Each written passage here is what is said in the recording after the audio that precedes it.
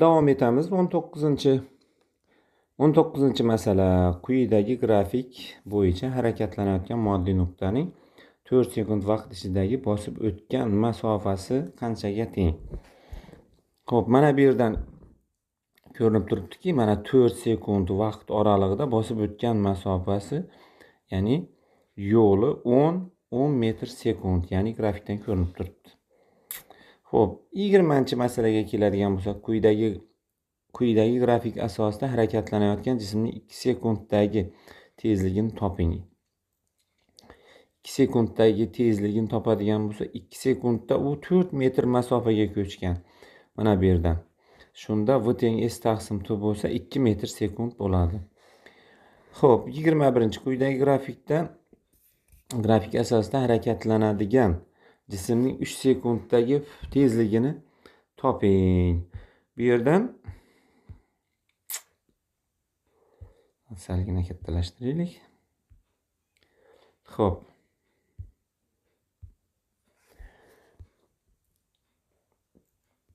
Nechinchiga keldik? 21. Quyidagi grafik asosida. Grafikda 3 sekund jismning 3 sekunddagi tezligini toping. 3 sekund bo'ladigan bo'lsa, bu demak bu yerda bizlar mavzumiz to'g'risida tekis harakat bo'lgani uchun, ya'ni tezligi o'zgarmagandan keyin u 3 sekund bo'ladimi, 2 sekund yoki 4 sekund bo'ladimi, uning tezligi o'zgarmaydi. Shuning uchun jami s deb 20 ni oldik va t deb 4 sekundni olsak, tezligimiz 5 metr sekund bo'ladi. Xo'p, mayli. 10 bilan 2 ni olsak ham 10 metr yo'l bosgan 2 sekundda yana 5 metr sekund kelib chiqadi. Shuning uchun demak bu yerda tekis harakat, ya'ni tezligi o'zgarmagan hisoblanadi bu yerdan. 22-quyidagi grafik asosida harakatlanadigan jismning 2-4 sekund vaqt oralig'idagi tezligini toping. 2-4 sekund vaqt oralig'ida. Bu yerda ham tekis harakat qilgan jism, ya'ni 2 sekundda, ya'ni t1 2 sekundda 4 bo'lgan va 4 sekundda uning koordinatasi 12 bo'lgan. Demak, oxirgi koordinatadan dastlabki koordinatasini ayirsak 4 bo'ladi va o'sha 4 metr masofani 2 sekundda bosib o'tgandan keyin uning tezligi 2 metr sekundga teng bo'ladi. 23-da quyidagi grafik asosida harakatlanadigan jismning tezlik modulini toping. Xo'p, bu yerda e'tibor bersangiz, grafikdan foydalangani men belgilab olgan nuqtalar, aniq qiymat olsa bo'ladigan nuqtalar mana bu yerda. T0 2 deb oldim. 2 da uni jismning boshlang'ich koordinatasi 18 bo'lgan va yana aniq qiymat teng 5 sekund degan paytimizda harakat boshlangandan 5 sekund o'tgandan keyin uning oxirgi koordinatasi, ya'ni 5-sekundagi koordinatasi 6 ga teng bo'lgan. Mana shundan foydalangan holda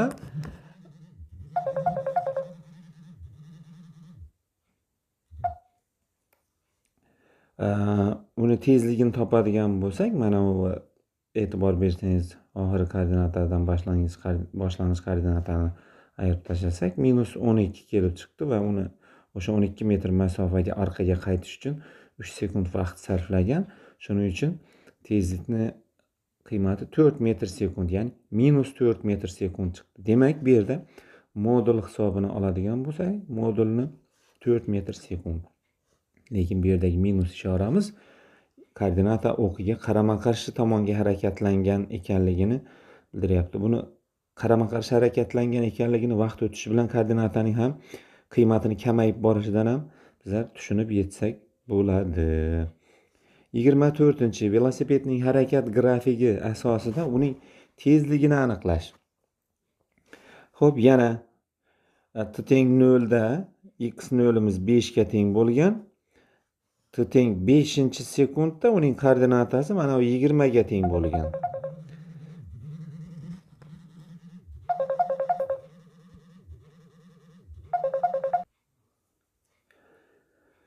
Demak, ya'ni bosib o'tgan yo'lini topish degani koordinatalarni ayirmasi. Bu ham 15 bo'ladi. 20 dan 5 ni ayirsa, demak 3 metr sekund tezlik bilan harakat qilgan, ya'ni x o'q yo'nalishi bo'yicha. Shuning uchun musbat qiymat chiqyapti. Quyidagi grafik asosida 25-quyidagi grafik asosida harakatlanadigan jism tezligini toping. Xo'p, bu yerda ham aniq nuqtalarni belgilab olganman men. E'tibor bersangiz. Xo'p.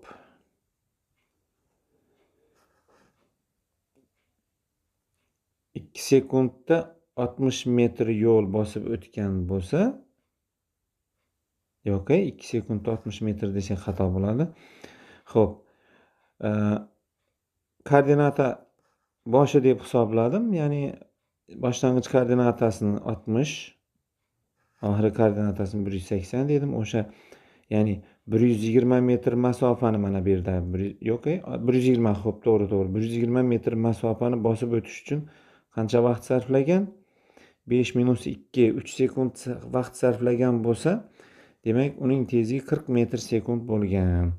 Bu yerdan e'tibor berish kerak, aniq qiymatlarni belgilab olish, grafikdan to'g'ri foydalanishga e'tibor berish kerak. 26-quyidagi grafik asosida harakatlanadigan jismning 1 sekunddan 3 sekundgacha tezligini toping. Xo'p, bu yerda grafikdan ko'rinib turibdiki, 1-sekunddan 3-sekundgacha tezligini toping deyib, 3 sekundgacha. Xo'p, bu koordinata boshidan 5 metr harakatlanib, shu yerda, mana bu yerda, bu oralikda tezligi 0 bo'lgan. Chunki hech qanday masofa bosib o'tmagan.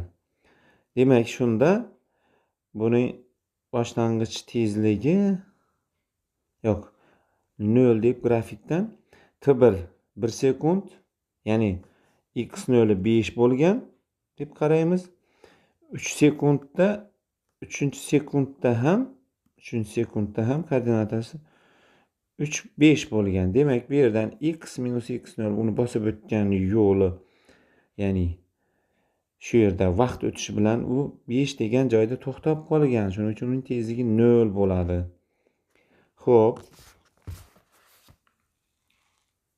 27-masalamizda e'tibor bersangiz, Chevrolet va Mercedes-Benz mashinalarini test drivdan o'tkazildi. Ikki avtomobilning harakat grafiklari chizilgan. Birinchi Mercedes deb belgilab oldim, ikkinchini Chevrolet deb belgilab oldim. Bu yerdan Mercedesning tezligining Chevroletning tezligiga nisbatini so'rayapti. Mercedesning tezligi, ya'ni bu yerdan ham aniq qiymatlarni oldim men. Ya'ni 4 sekundda mana u 4 sekundda u 120 metr masofani bosib o'tgan. Shuning uchun qiymatlarni qo'ysak 30 bo'lib chiqdi. Chevrolet mashinamiz bo'lsa 8 sekund davomida bu mana 160 metr yo'lni bosib o'tgan. Demak, 168 ga bo'lsak, ya'ni bu yerdan 20 chiqadi. Ikkalasini taqqoslasak, ya'ni 1,5 yoki 3/2 ga teng bo'ladi. 28-masalamizga o'tamiz. Moddiy nuqtaning harakat grafiki keltirilgan. Moddiy nuqtaning teng 10 sekund vaqt momentidagi koordinatasini toping. Demak, grafikda uni boshlang'ich, xo'p, umumiy holda ko'rinishi v teng x0, x teng x0 plus vt, teng 10 sekund harakatlangan bo'lsa, uning koordinatasi so'ralyapti bu yerda. Shundaymi? Vaqt momentidagi koordinatasini toping deyapti. Bunga harakat tenglama tuzib olamiz. Harakat tenglama tuzishda boshlang'ich koordinatasi 3,5, oxirgi koordinatasi masalan ana, ya'ni 10,5 metr degan nuqtaga boradi va u o'sha 3,5 dan 10,5 gacha 7 sekund davomida harakat qilgan. Demak, bu yerdan qiymatlarni o'rniga qo'ysak, mana bu yerdan 1 metr sekund tezlik kelib chiqadi. Shunda tenglamasini yozadigan bo'lsak, x teng x0 plus vt mana bu yerdan qiymatni o'rniga qo'ysak, ya'ni 3,5 plus 1 tezligi ko'paytirish 10 sekund. Chunki 10 sekundda deyapti. Shuning uchun 10 ni qo'ysak 13,5 metr sekund chiqadi. Xo'p, 29 moddiy nuqtaning harakat grafiki keltirilgan. Moddiy nuqtaning t teng 8 sekund vaqt momentidagi koordinatasini toping. 8 sekund vaqt, ya'ni grafikni xayolan nima qilish kerak? Davom qildirish kerak. Demak, umumiy holda x0 plus vt, x0'imiz 0 ga teng mana bu yerda. Xo'p, 8 sekund vaqt momentida. Demak, mana bu grafikdagi ma'lumotlarga tayangan holda, mana bu ikkalasiga tayangan holda, demak, uning tezligi 2,5 metr sekund ekanligini bilib oldik. Chunki mavzumiz tekis harakat bo'lgandan keyin bu vaqt o'taversin, koordinatasi qanchalik o'zgarishidan qat'iy nazar, ya'ni tekis harakat qildi deb hisoblaymiz. Shuning uchun 8-sekundda momentidagi koordinatasini toping deyapti. Shuning uchun boshlang'ich koordinatasi 0 ga teng, ya'ni x teng mana bu tenglamaga qo'ysak, shunda boshlang'ich koordinata 0, tezligimiz 2,5 metr sekund chiqdi. 8 sekundda so'ralayotgandan keyin 20 metr degan qiymat kelib chiqadi. Demak, shu grafik asosida harakatlanayotgan moddiy nuqtaning harakat tenglamasi xt ni tuzing deyapti. Bu yerda ko'rinib turibdiki, x0'imiz 4 ga teng. T teng 4 sekund harakat qilgan mana. Oxirgi koordinatamiz mana 16 ga teng bo'lyapti. Mana bunga qo'ysak, xo'p, 3 chiqyapti. Demak, umumiy holda tenglamada qiymatlarni qo'ysak, mana bu ko'rinishdagi tenglama kelib chiqadi. 31.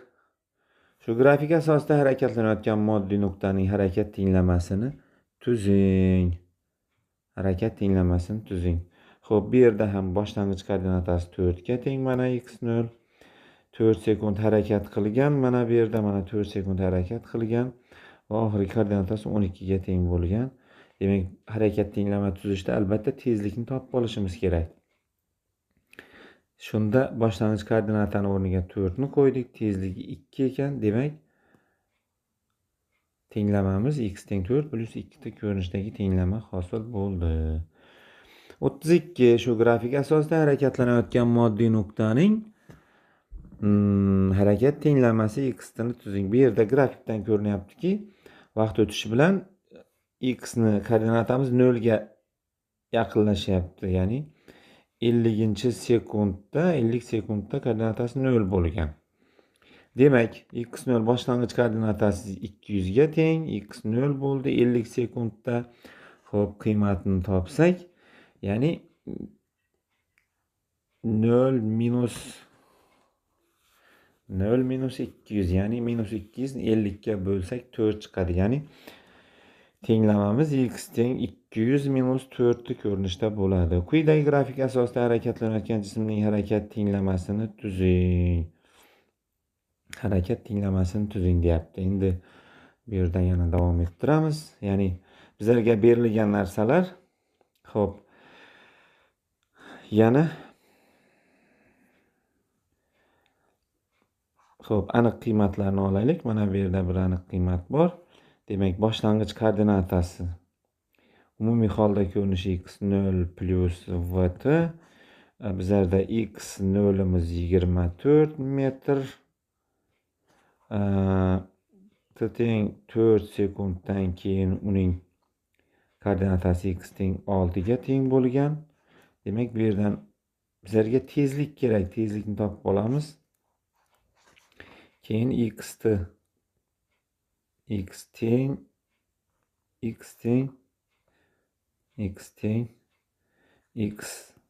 tenglamani so'ralyapti bizdan.